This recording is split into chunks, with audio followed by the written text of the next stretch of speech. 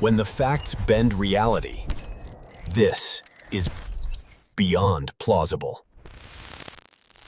When the platypus was first discovered by European scientists in 1798,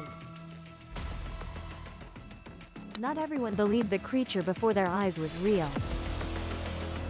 Some suspected that someone had combined parts of different species to create a fake animal. This was a quite common hoax during the boom of natural science exploration. But the platypus is a real animal and has long puzzled anatomists. A creature with fur, a beak, and webbed feet. It lays eggs and can secrete venom.